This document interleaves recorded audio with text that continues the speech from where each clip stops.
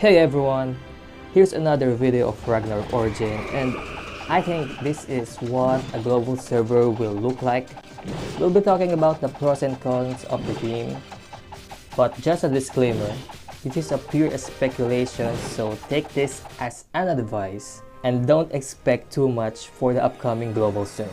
So anyway, let's get started. So I tried the Taiwan server, and this is the latest server of Ragnarok Origin. And I think this will be the predecessor of the upcoming global server. The first thing I noticed is the graphics. It's more vibrant than before, and they added so many cutscenes which made this game more alive and more appealing to the new players. And the main thing that I check is the Freyas Blessing. Well, it's a good thing that they didn't remove this, because this feature is the main thing if you're going to be a free-to-play player in the game. So unlike North America server, and additional to Freyas Blessing, they also add this card drop progress. Let's say you're going to hunt Hydra. The chance of getting Hydra card will increase as long as you use your combat time or the Freyas Blessing. And you can also see in the screen that there's a bar that you need to fill. When it reaches 100%, you can get a guaranteed card. And it's also possible that you can get a card drop between 0% to 99%. And once you get a card, the card progress will reset to 0%. Also, I think this is the best content of the game right now. Unlike before in Korea server, even if you kill for almost 1 million using Freyas Blessing, if it's not destined, you won't get a drop. Another thing is they added so much content in the game. Especially if you're a free-to-play player versus the pay-to-win players, you can still progress. As you can see in the screen, as long as you're active in your guild and you get a lot of guild contribution, you can easily get a Hydra card. Also in co-op, as long as you help other players in their daily quests, in their Helheims or book runs, yeah, you can easily get a Skill Worker card in just 2 weeks.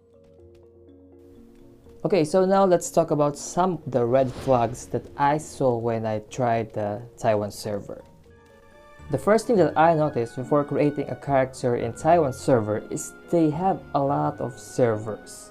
This is one of the biggest reasons why Korea server died easily early in the game, because most of the players will just continue to hop onto the newer servers. I completely understand that they're going to cater a lot of country, but I hope that they copy what the North America server did. They just released a couple of servers, I think 5 to 6 servers, and yeah, that's pretty much it. Second is there's a lot of gacha. Pet gacha, purple cards gacha, costume gacha. I also understand that they need to do this so they can continue operate the global server, and there's also a limit for a pay-to-win players to buy in the game. So it'll take time for them to max their refinement or the maximum combat power that they can obtain in every server level. We need to be thankful for the future spenders of the global server. Another thing that I noticed is you cannot own a MVP card if you don't spend in the game, but it only applies in the auction market. You can also own an MVP card as long as you participate in the MVP hunt. Okay, so the verdict. If all of this content will be added to the global server, I think it's completely balanced between free-to-play and pay-to-win players. So if you're decided to be a free-to-play player in the global server, I suggest that you do all of the contents and just be active. Okay, so that's all for now. See you in the next video. I'm out. Peace, yo!